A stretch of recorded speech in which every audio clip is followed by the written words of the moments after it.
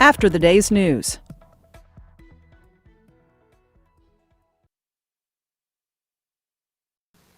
Live from NPR News, I'm Corva Coleman. Opening statements begin today in the trial of former Minneapolis police officer Derek Chauvin. He's accused in the killing of George Floyd last year. Floyd's death sparked nationwide protests against police brutality and racial injustice. From Minnesota Public Radio, Reham Fashir has more. Derek Chauvin, who is white, faces murder and manslaughter charges. Chauvin was captured on a bystander video kneeling on the neck of Floyd, who is black, for about 9 minutes. The killing sparked outrage and renewed calls for police reform and accountability. And the start of the trial marks an important moment in the movement for racial justice. Prosecutors are expected to argue that Chauvin's actions caused Floyd's death, but the defense will argue that Floyd's medical and drug history were a factor. For NPR News, I'm Reham Fashir. President Biden and Vice President Harris will be briefed today about progress in the administration's effort to deal with the coronavirus pandemic. Biden is also scheduled to give remarks later today at the White House. During his press conference last week, Biden set a new goal of getting 200 million people in the U.S. vaccinated against COVID-19 in his first 100 days in office. Starting today, all adults in Texas are eligible for a COVID shot. From member station KUT in Austin, Matt Largy reports certain groups will still have priority. Texas is expecting more than 1.5 million vaccine doses this week. As of today, anyone over the age of 16 is eligible. Up until now, it was only open to a few groups, including healthcare workers, people 50 and older, people with underlying health conditions, and teachers. Many vaccine providers are planning to continue prioritizing those groups, especially people over the age of 80. Texas has administered more than 10 million vaccine doses so far, but it's a big state. The rate of vaccination here has been among the lowest in the nation. Still, COVID cases and hospitalizations are far below their highs from January. For NPR News, I'm Matt Largy in Austin. Lawmakers in New York State have finalized an agreement to legalize recreational marijuana. The deal is set to be voted on this week. NPR's Joel Rose says the issue has failed to pass for years. The New York bill automatically expunges the records of people with past convictions for marijuana-related offenses that are no longer criminalized. It would also direct millions of dollars in sales taxes to be reinvested in communities that were disproportionately affected by the uneven enforcement of drug laws. NPR's Joel Rose reporting. Severe storms across the South this weekend created more than a dozen tornadoes in 4 states. They also triggered flash flooding, especially in Nashville. Officials in Tennessee say 4 people were killed by the flooding in Nashville, and scores of others were trapped. They had to be rescued from their homes and submerged vehicles. This is NPR. It's now 4 minutes after 9 o'clock. This is WJCT News 89.9 in Jacksonville. Good morning. I'm Michelle Corum. Starting today, more federal assistance is being made available for Duval County residents that need help paying their rent or utility bills due to a loss of income related to COVID-19. WJCT News' Bill Bortsfield reports. The city will be distributing nearly $29 million worth of federal aid. Money will be available to those who qualify to cover up to 12 months of rent and utility payments. If a person's housing is at risk, an additional 3 months of payments may be an option as well. The city is partnering with JEA and the United Way of Northeast Florida to administer the program. A variety of criteria must be met in order to qualify. Among them, you must be a Duval County resident. Income levels needed to qualify vary based on the size of the household, but for a family of 4, the cutoff is $60,000.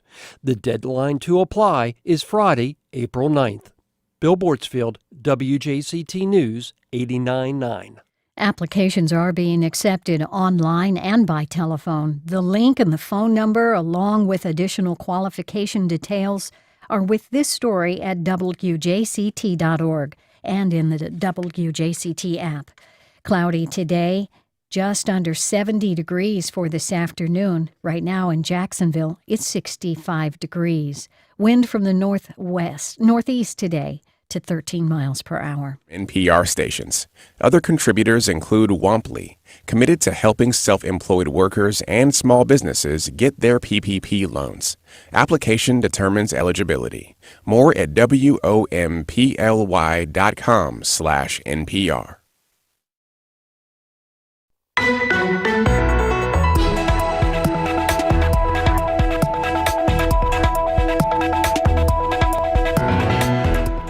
From Lehigh to Ribault and more. The latest this Monday on the difficult name change process at Duval Schools. Good Monday morning. We're live from Studio 5. I'm Melissa Ross, and this is First Coast Connect. Thanks for listening. Just ahead, a conversation with 9-0 Forward on school renamings and more. Give us a call with your thoughts. It's 549-2937. Then later, Mayor Curry is letting Duval County's mask mandate expire this week. Business owners like the change. Public health experts do not. We'll take a closer look at what it means for you. First, though, here are the latest numbers on the pandemic. Over the weekend, the number of COVID cases in Florida increased by nearly 5,000. The cumulative total since the pandemic began is now over 2 million. Deaths rose again over the weekend. The death toll in the state now stands at 33,178. And more than 5.6 million Florida residents have received at least one dose of a coronavirus vaccine. Now, here's some more news for you. Starting today, anyone 40 or older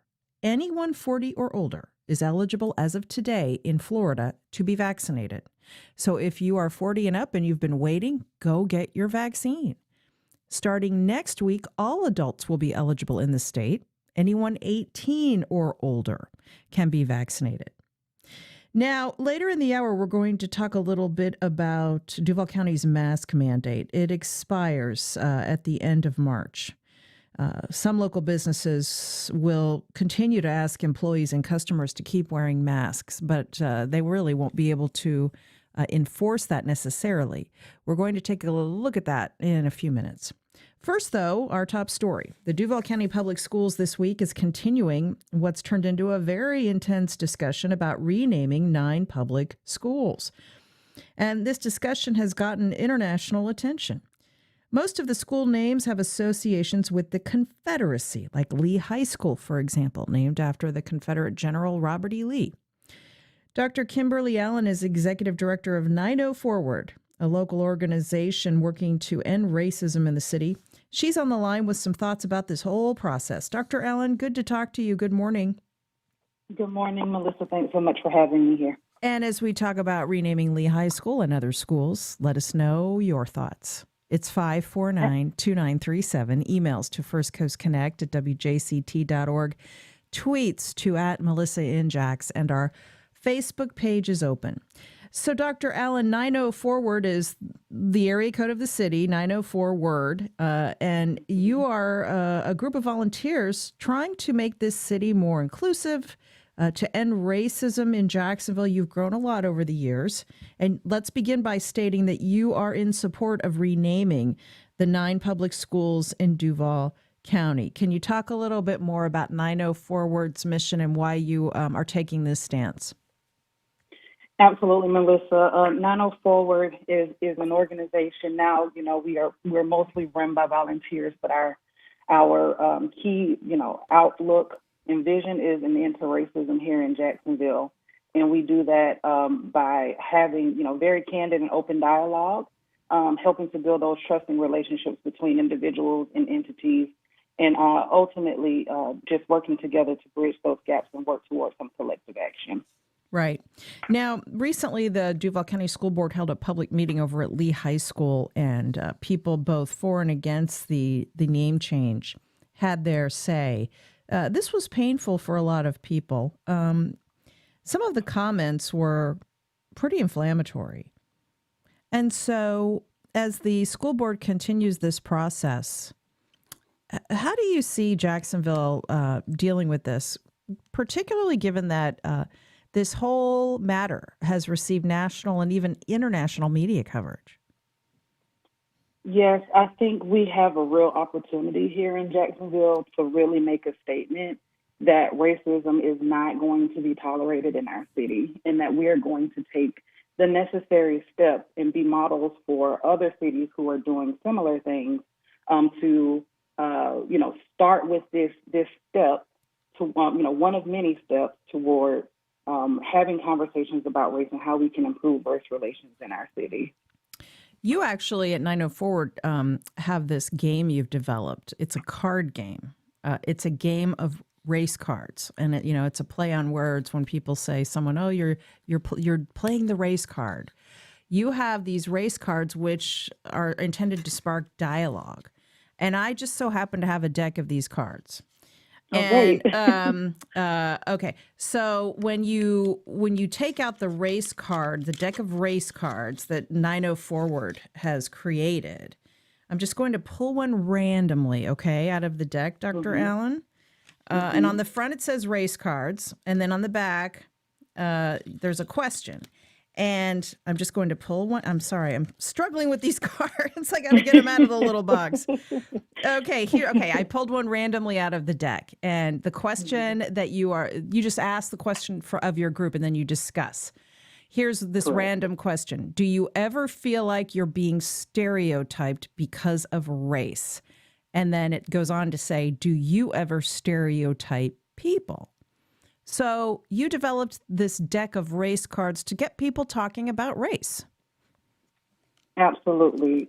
It was born out of us having dialogue just like this one when we initially got started back in 2015, and us asking each other the questions very similar, if not the same, as a lot of those questions that are on the cards that you have in front of you. And so we knew that others wanted to be able to have that same conversation, and that was how the race cards were born.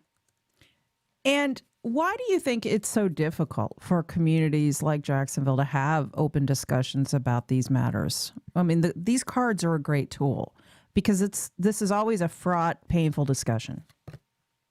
It is, and I think there's a lot of fear and hesitancy because people don't want to be labeled a racist, or people aren't really comfortable having these conversations because I think, quite frankly, Southern hospitality has made us very leery of disagreeing publicly with each other or having an exchange that leads to fruitful action together. And so I think people have just become accustomed to, pleasantries, but not really wanting to, be labeled or come off as offensive or offend others. And I think that's just a part of Southern culture in general that has led us to be afraid. Interesting. All right, let's go to your calls for 90 Forward as we talk about the renaming of Lee High School and 8 other local high school and school names. 549-2937. Give us a call. Tom is on the west side. Good morning, Tom. Good morning to you, too. I just wanted to say that this has become more than just an antiseptic discussion of school names. The outpouring of student sentiment at the last meeting was very heartfelt and touching. And also, we've got to remember that Amy Donofrio was removed from her position for supporting this, and that needs to be addressed, too. I mean, there is a lot of human drama in this story, and we need to move forward on this. Thank you, Tom. Okay, Dr. Allen, let's talk about Lee in particular. The students had planned to walk out, but they were prevented from doing so. They were going to protest a teacher being reassigned because she displayed a Black Lives Matter flag, Miss Donofrio. That is against school policy. And the school system noted they also prevented people in Neptune Beach from flying a Blue Lives Matter flag at a sporting event.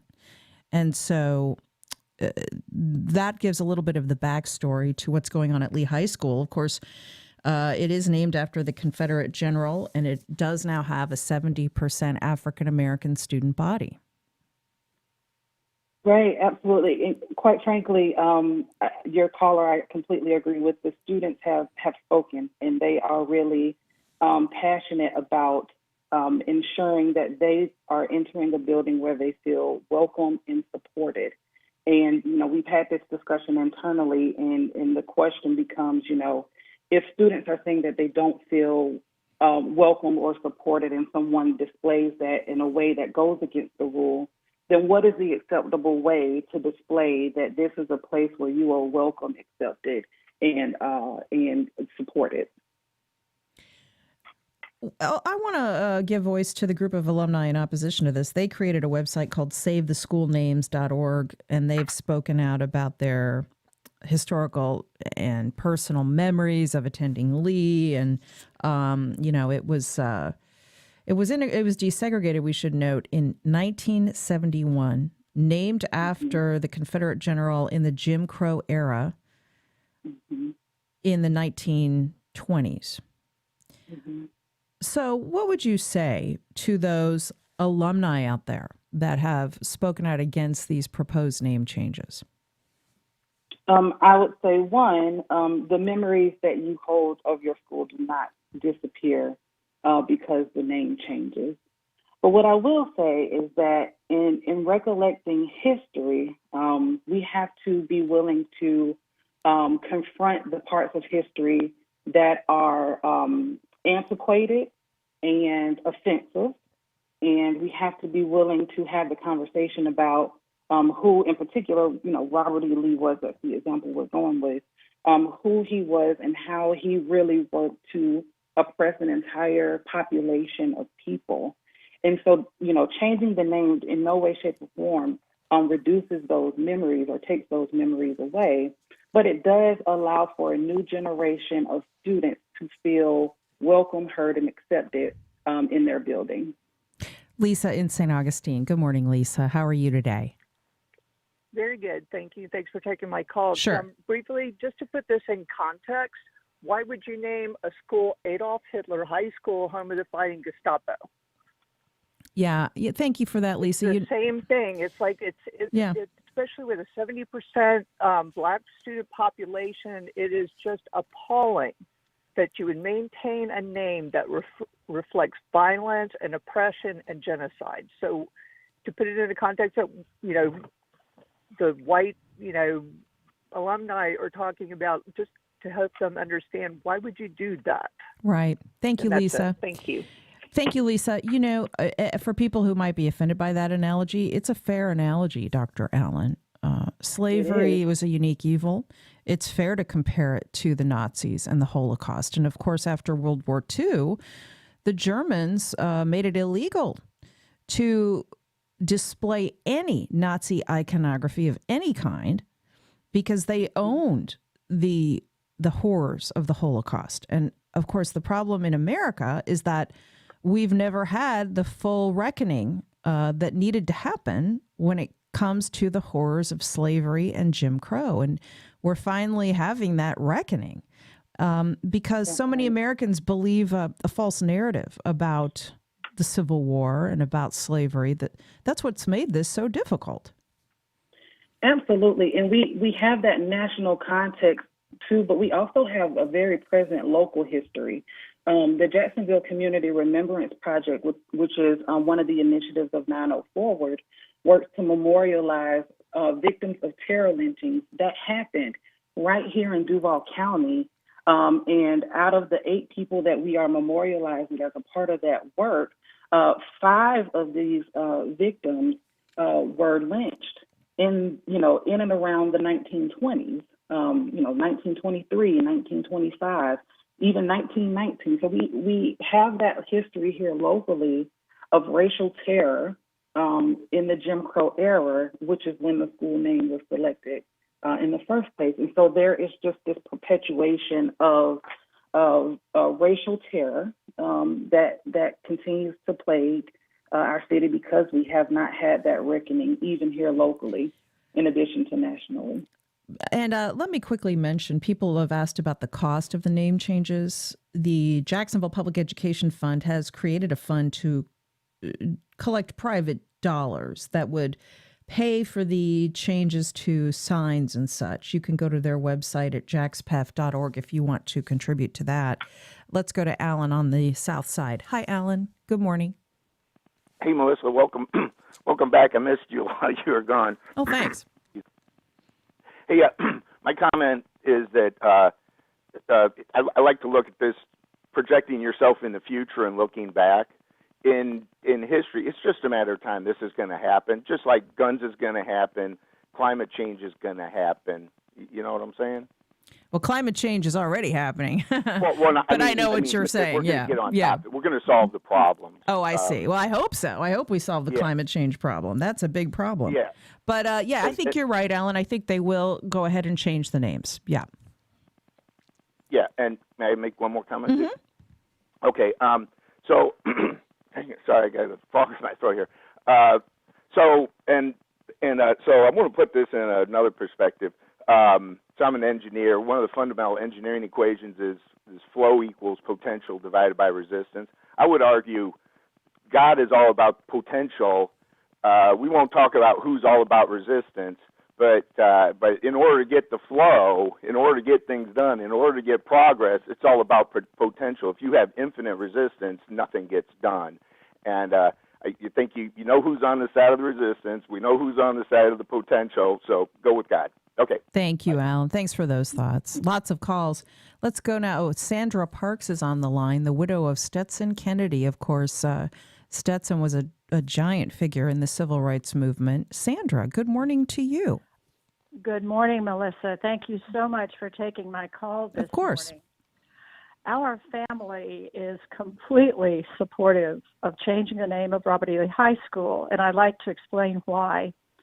Throughout his life, wherever Stetson spoke in the United States, when he would tell his story, it would start out by saying, I attended Robert E. Lee High School, not Lee High School, so someone might believe that the school was named after some other Lee, but Robert E. Lee High School, so that his audience would understand the irony that a white man who had been educated in a school with that name had not only risked his life to infiltrate the Ku Klux Klan, had spent all of his life fighting domestic terrorism, and was an outspoken supporter of social justice.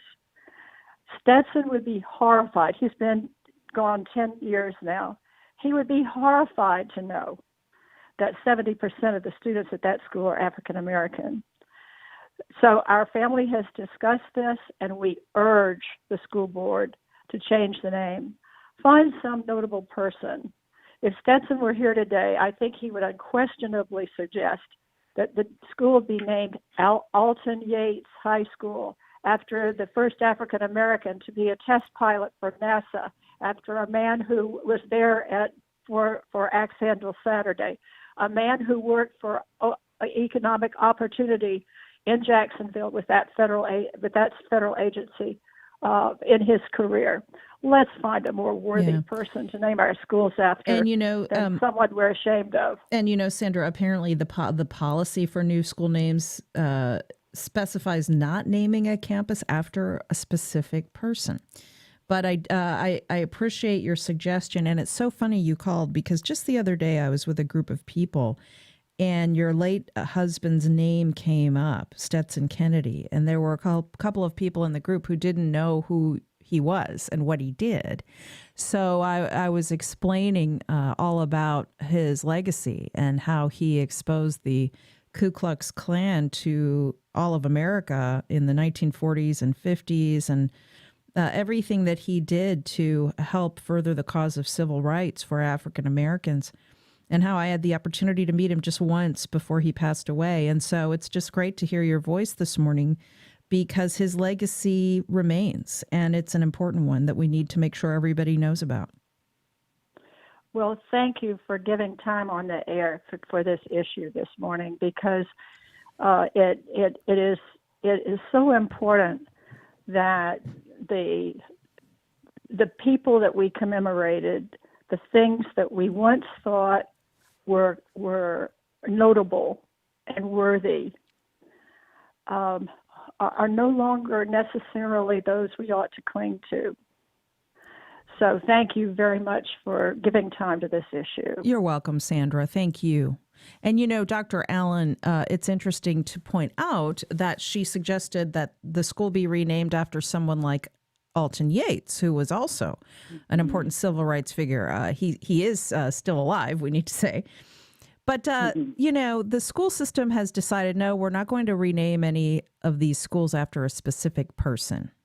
Let's talk about the reasons why.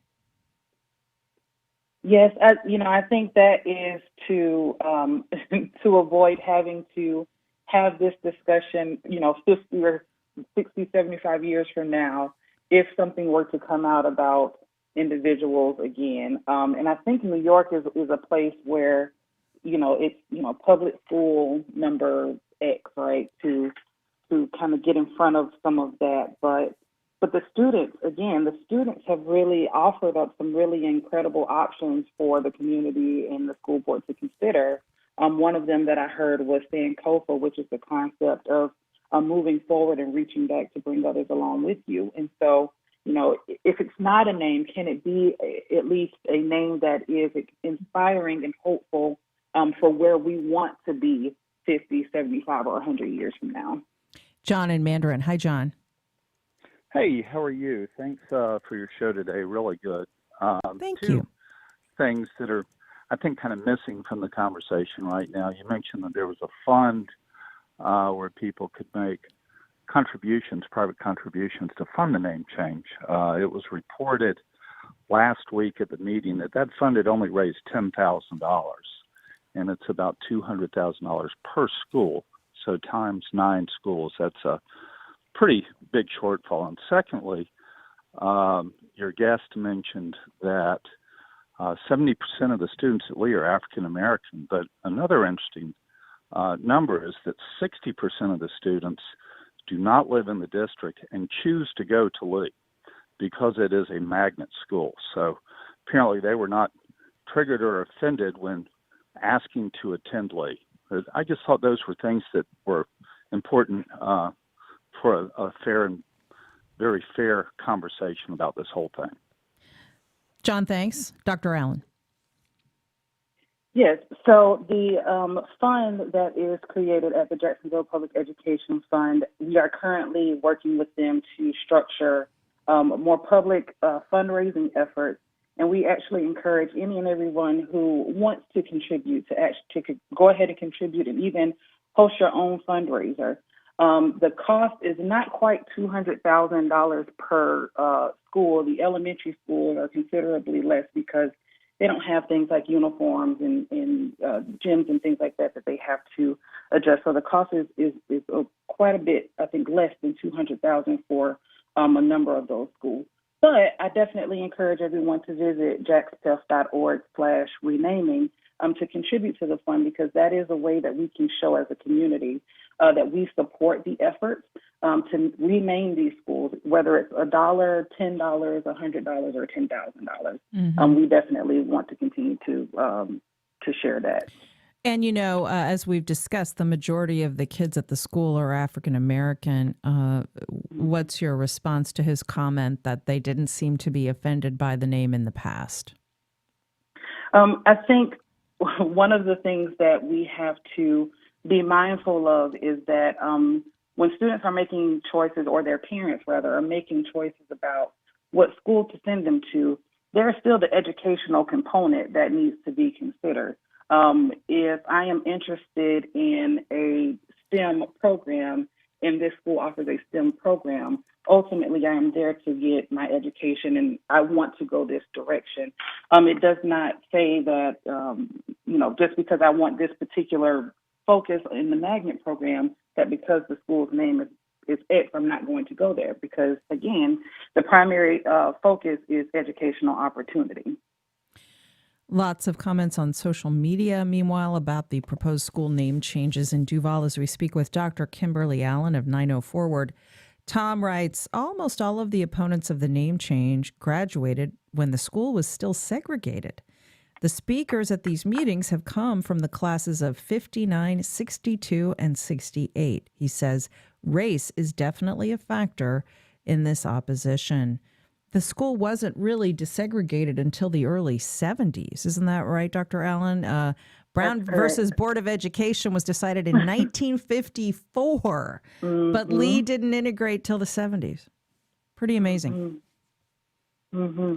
We absolutely can't ignore the racial, right, the overt in a lot of cases, racial tones that are present in these meetings.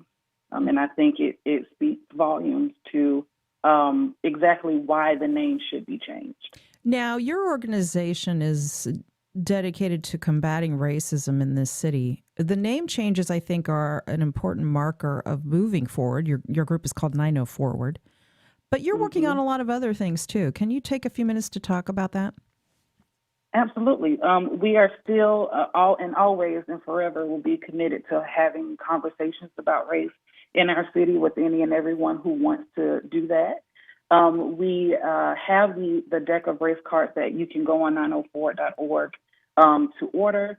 And we are also in the process of releasing the app for that. So stay tuned for that information. We also have the Jacksonville Community Remembrance Project, which I mentioned earlier, which is in partnership with Brian Stevenson's Equal Justice Initiative over in Montgomery, Alabama. And we are continuing to host soil collection ceremonies for victims of terror lynching. Our next event is on Sunday, May the 16th at 3 p.m., and it will be a virtual event. And we will host that ceremony, like I said, on the 16th at 3 p.m. virtually. So we will have registrations for that. And we also have, we're going to continue to advocate in the case of name changes for the school, and we will continue to advocate as things come about around race in our cities so that we can continue to move forward. Lots of tweets. Meanwhile, the Jax Public Ed Fund tweets the show. More than 100 people have now generously given of their own dollars to help cover the costs of renaming schools that honor Confederates. You can learn more at jaxpef.org/renaming. Here's a tweet from a listener. Robert E. Lee himself opposed the Confederate monuments and wanted people to stop flying the Confederate flag. He even wasn't buried in his Confederate uniform. He would not want a high school named after him, he says. And then one more tweet from a listener. It is beyond time to change the names and move forward. Learn from the past. Those stuck in the past need to support the next generation and move forward. So I want to thank you. She's Dr. Kimberly Allen, Executive Director of 90 Forward. Thank you so much for joining us this morning and continuing the conversation here on this show. Have a great day. Thank you so much, Melissa. You too. And much more still ahead. Later, another hot topic. Mayor Curry is letting Duval County's mask mandate expire at the end of the month. Why public health experts say that is a mistake. We will look at that in a few minutes, but up next. So in Ireland, they'll knock two beers together and they'll say, Sláinte, like, this is for you. And so that's what our practice is built around, being a part of a person's journey to their health. Spotlighting one small business success, even in a time of pandemic. That's in our First Coast Success after this.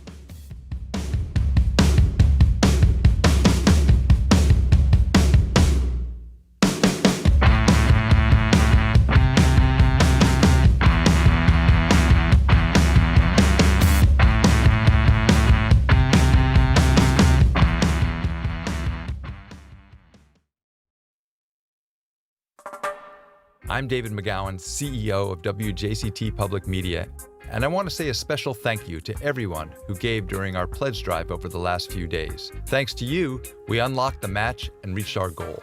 It is your support that makes all we do possible, and we so appreciate it.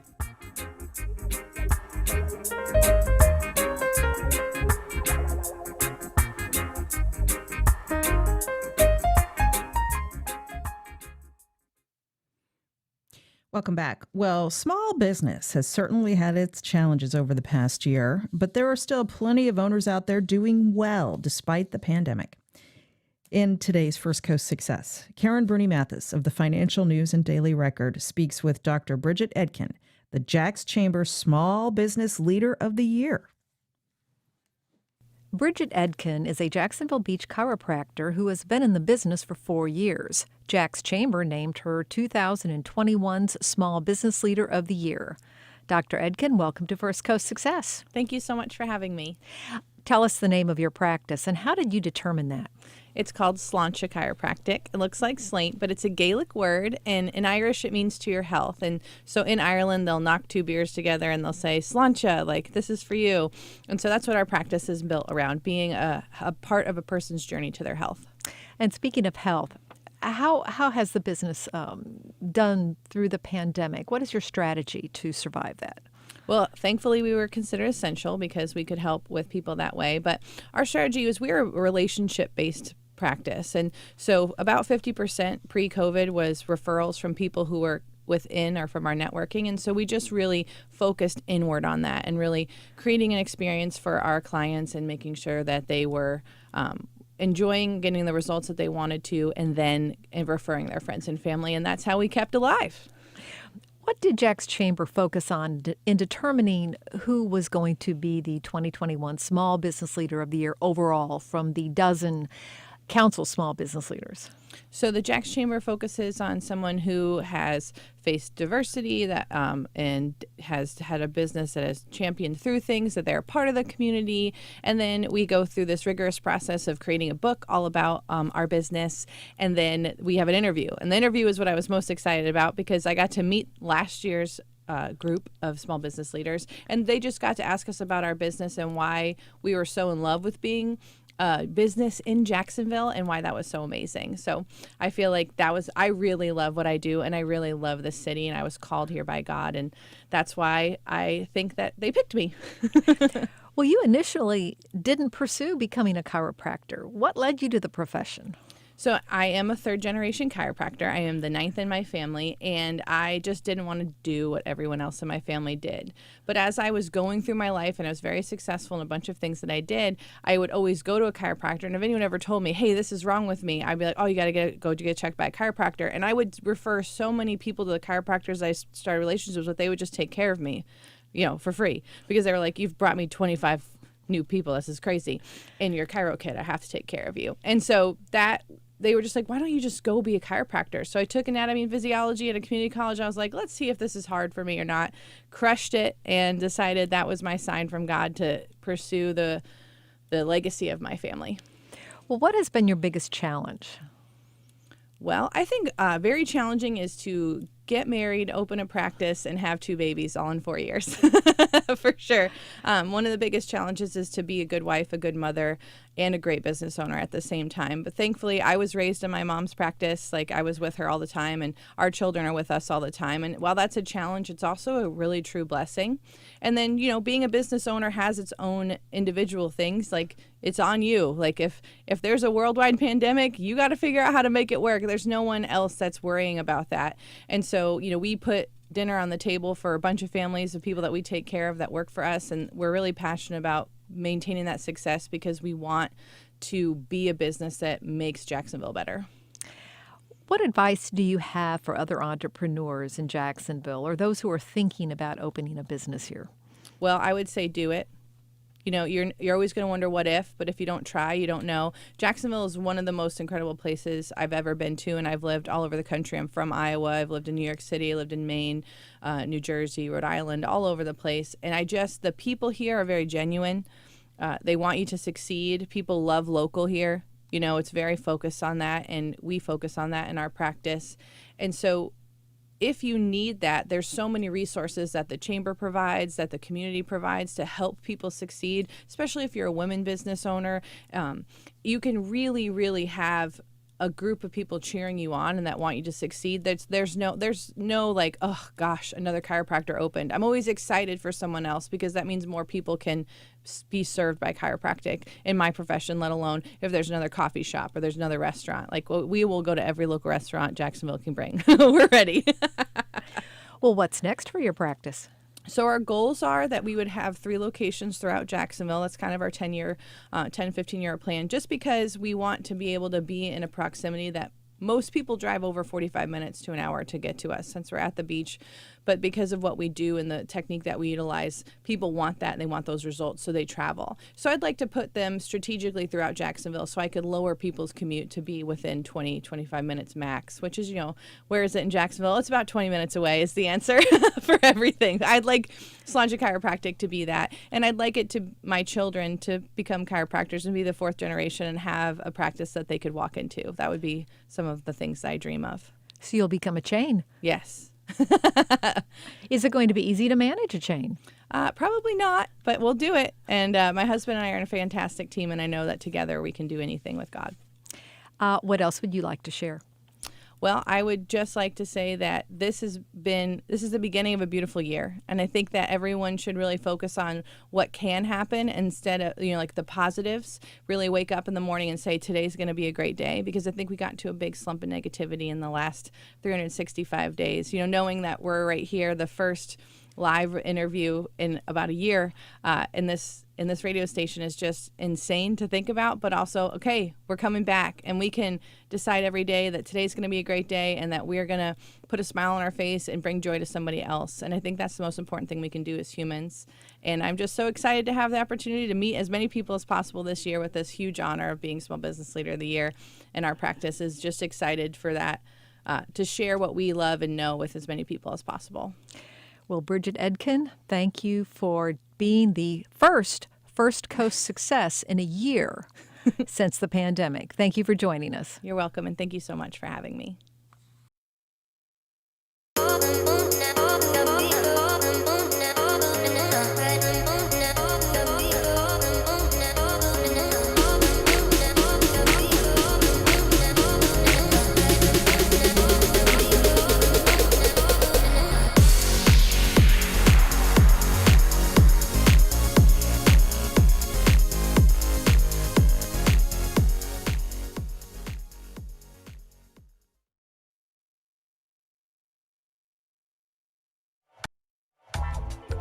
Groove to Electro Lounge Radio around the clock. Allow the sounds of chill out, down-tempo, new jazz, and reggae to relax and inspire you. Download the WJCT app or visit wjct.org/jacksmusic to start listening today. BritBox and PBS Passport are now offering the best of all your favorite British drama, comedy, and more when you sign up at jacksbundle.com. Start watching today. Well, here's the other big hot topic of the morning. After nearly a year of masking up, the face coverings are coming off in Duval County. Give us a call about the mask order expiring in Duval. It's 549-2937. Jacksonville Mayor Lenny Curry has decided to let the county's mask mandate expire at the end of the month. Now, since June, the mayor had kept the mandate in place, renewing it month after month. The mandate required anyone over the age of 6 to continue wearing a face mask or face covering while they were in a public indoor space, including employees and customers at businesses within city limits. Now, the mandate in Duval had followed guidance from the Centers for Disease Control. The CDC says even after you get your vaccine, you should still wear a mask to prevent the potential spread of COVID-19. Now, here's the statement the mayor released. He said, quote, "Since the start of the pandemic, the decisions I've made have been based on data. I've worked with hospital leadership, researchers, emergency management, and more to make decisions that will help keep our community safe. At this time, based on the data, I have decided to lift the mask mandate that requires masks be worn indoors in public spaces where you could not be 6 feet apart." The mayor says even though he's lifting the mandate, businesses can still require customers to wear masks. Many businesses say they will continue to do that. Here's a statement from the Duval County Medical Society. They say, quote, "While we understand that the mask mandate for Duval County has expired, the Duval County Medical Society and its foundation strongly encourage continued social distancing, mask wearing, and hand washing as ways to mitigate the spread of COVID-19. And they encourage everyone to get a vaccination as soon as you're eligible."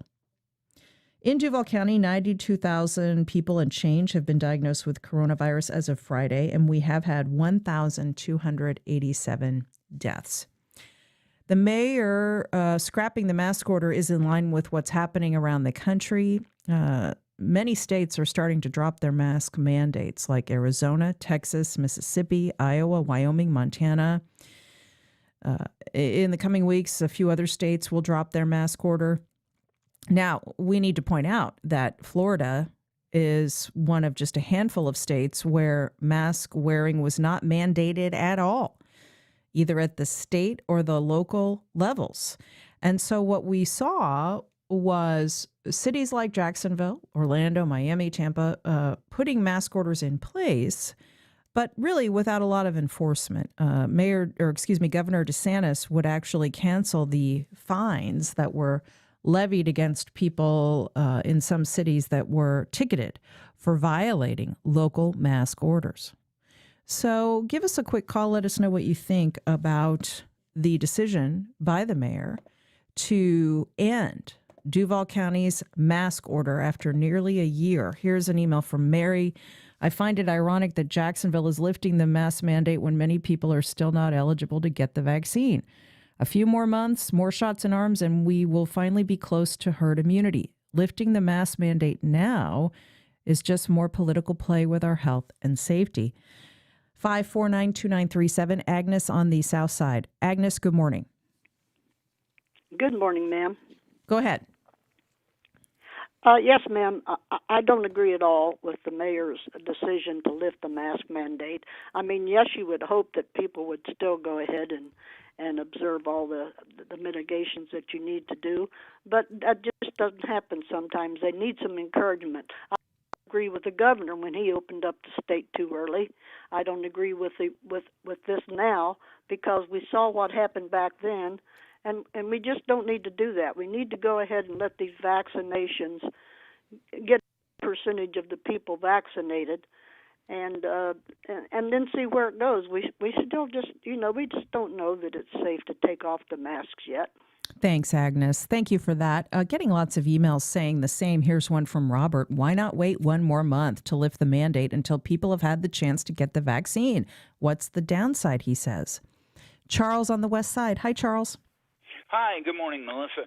I went to Publix yesterday. I've had both my vaccines, and I'm still wearing my mask, and so was my mom. And I went to Publix, and I was standing in customer service line, and there was only one guy I saw without a mask, and it was a young fella. So I think it's too early to take it off. Yeah, we definitely need to stay masked up until Dr. Fauci or somebody like that says, hey, it's all right. And it's good to hear, so Charles, I think that you're. Lenny is taking his cue from Tallahassee, and Thanks for that, Charles. And it's good to hear that you're still masking up even after being vaccinated. That's a question we get all of the time from people. Can I take my mask off after the vaccine? And the public health folks say no. Please keep wearing the mask. And thank you for that, Charles.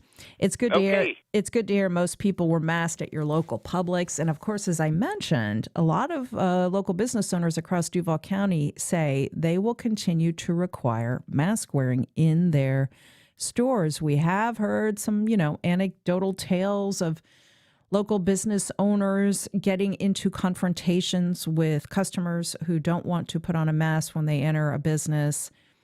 These businesses have the right to refuse you service if you don't comply with their preferences. So, just be respectful of that. Marty in Bay Meadows. Hi, Marty. Good morning. Hi, Melissa. Go ahead. We're almost to a break. Go ahead. I think if the mayor's facts were based in science and reason and not politically driven, then if he says he's got data, I don't know who he's talking to, but it seems very politically driven and not based in science and reason. Thanks, Marty, for that. Again, the mask mandate for Duval County is expiring at the end of March, but be mindful.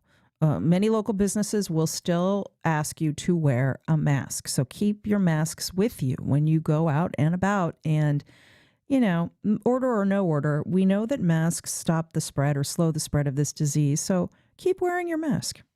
And in a moment, how one local organization is using team sports with kids to combat racism. We'll be right back.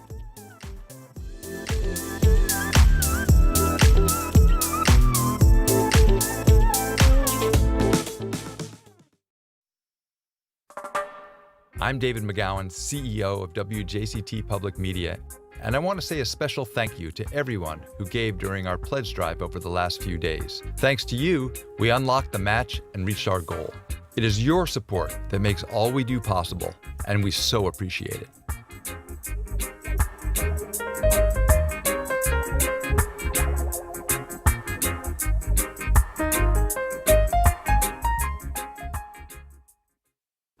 The work of Florida sculptor Charles Adrian Pillars can be seen in Jacksonville's Memorial Park and in Statuary Hall at the nation's capital. I'm Ben Brotmarkle, and coming up on Florida Frontiers, the weekly radio magazine of the Florida Historical Society, we'll talk with Pillars biographer Wayne Wood. We'll discuss editors of the Florida Historical Quarterly, past and present, and Gullah Geechee culture. That's Florida Frontiers, Monday evening at 6:30 on WJCT News 89.9. On the next Fresh Air, the amazing lives of migratory birds. Author Scott Weidensaul talks about the millions of birds flying unseen over our heads in the night sky, how the bar-tailed godwit can fly more than a week over water without stopping, and how new tracking technology may help with strategies to keep them alive. His new book is A World on the Wing. Join us. Today at noon on WJCT News 89.9. It's up to a jury to decide whether to convict the man charged for killing 8 people, including 6 Asian women, in Atlanta. Many have already concluded the gunman's motive was race or misogyny, but does it have to be one or the other? What stops us from thinking about both of them at once? The force behind the debate on intersectionality, Kimberly Crenshaw joins me next time on 1A. Today, starting at 10 on WJCT News 89.9.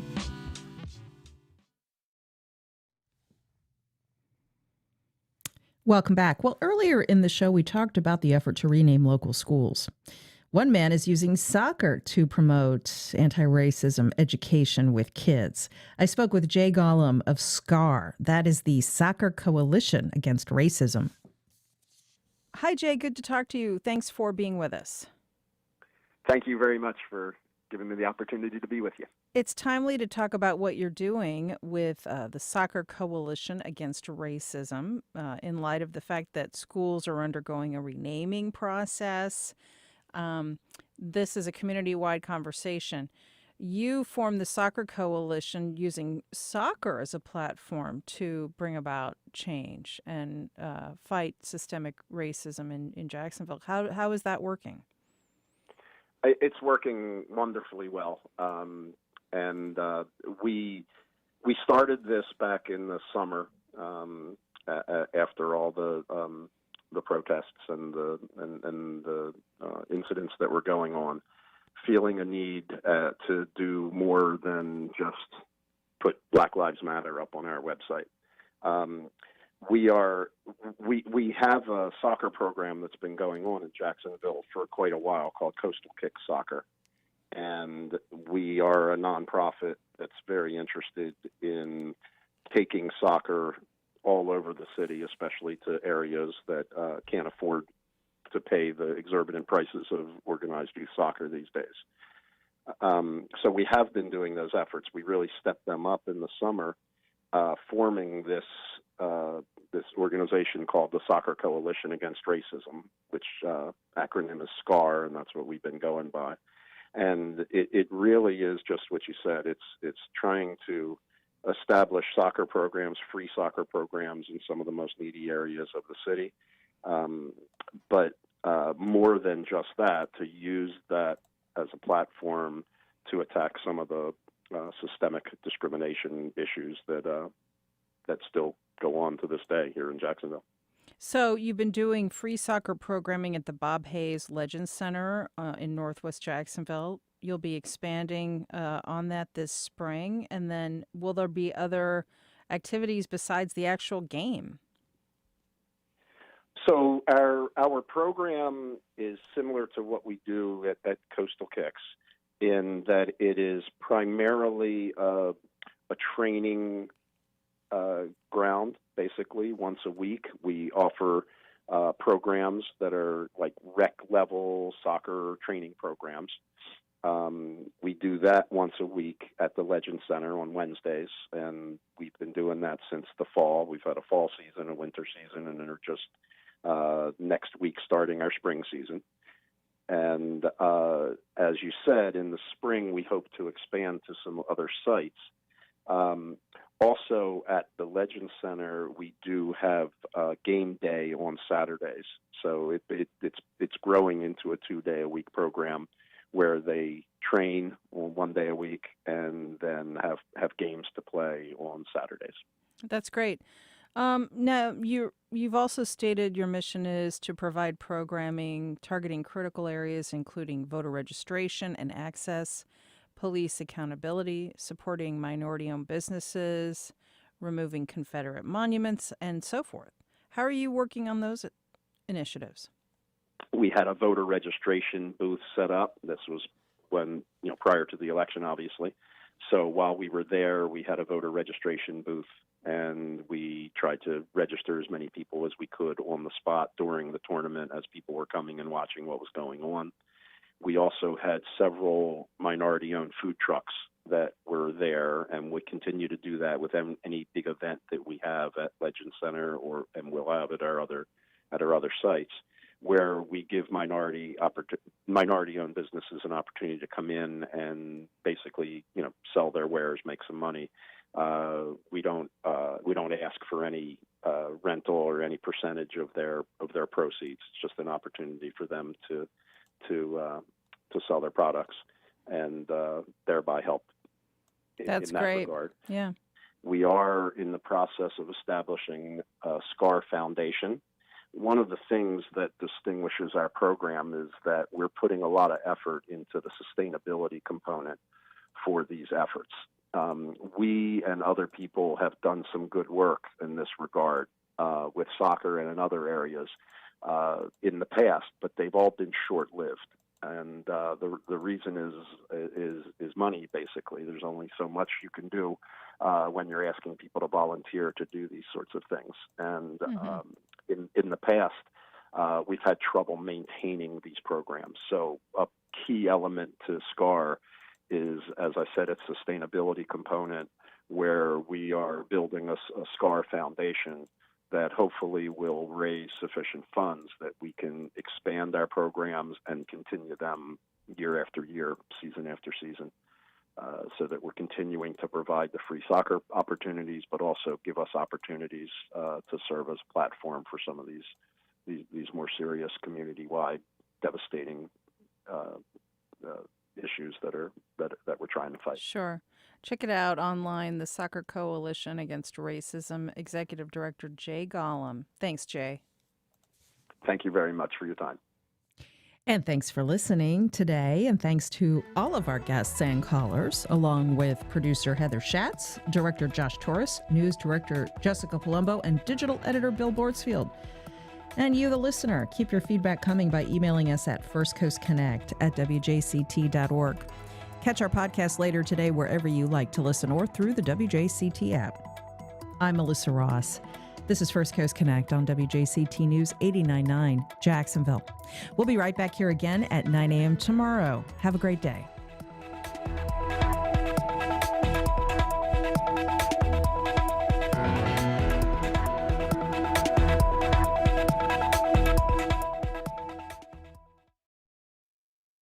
Support for First Coast Connect is provided by Baptist Health and the North Florida TPO. Baptist Health and